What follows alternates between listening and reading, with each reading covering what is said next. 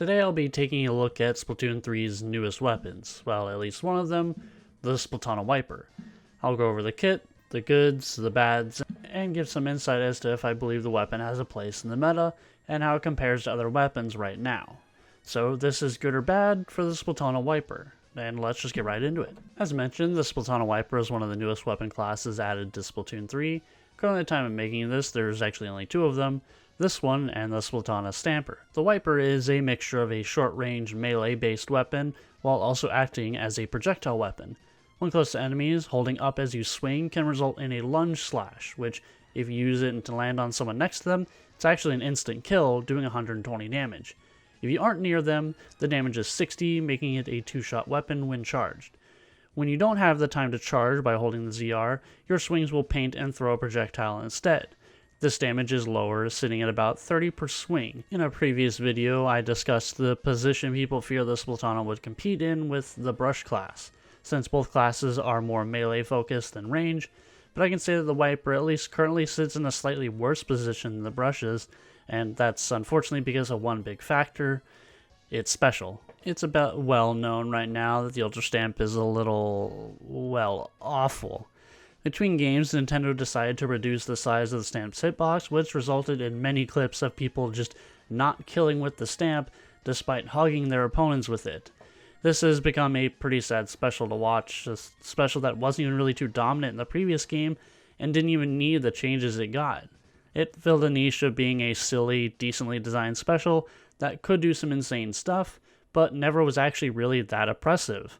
I guess Nintendo, however, thought otherwise, which resulted in the changes we got now.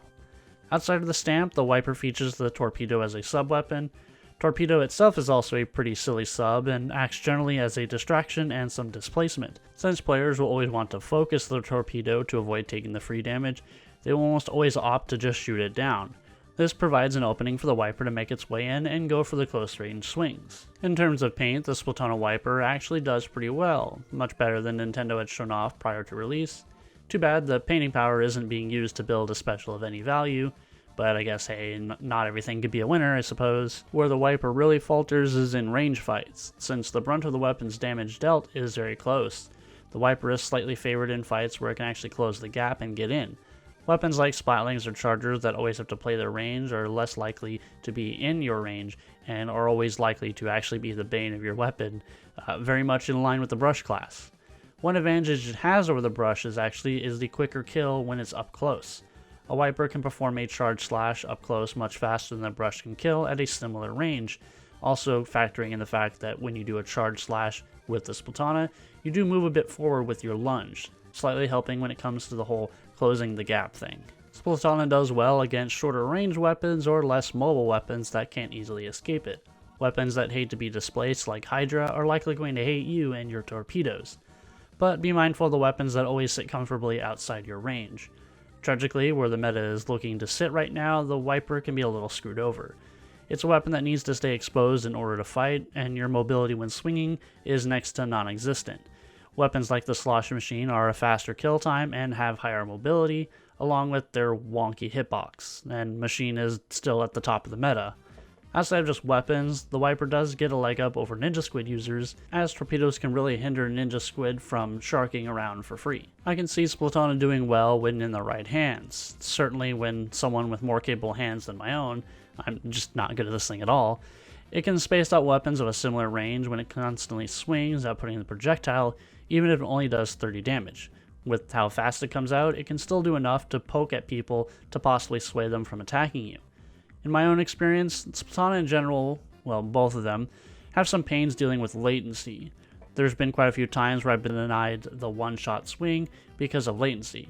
Now, granted, this could very well be me being bad, but it's happened a few times and I'd like to think I'm not that bad, but I mean, who knows. If I had to place it in a typical tier, I'd put it somewhere in the lower tiers, something like C or maybe even low B, if only because of the special. If and when Ultra Stamp gets adjusted, I could see this thing firmly being in B. It's a weapon that will still take some time and quite a bit of work in order to get the value, but the potential for it to have value is certainly there. So with all of that, is the Splatana Wiper actually good or bad? Well, right now I'd say it's not the greatest it could be.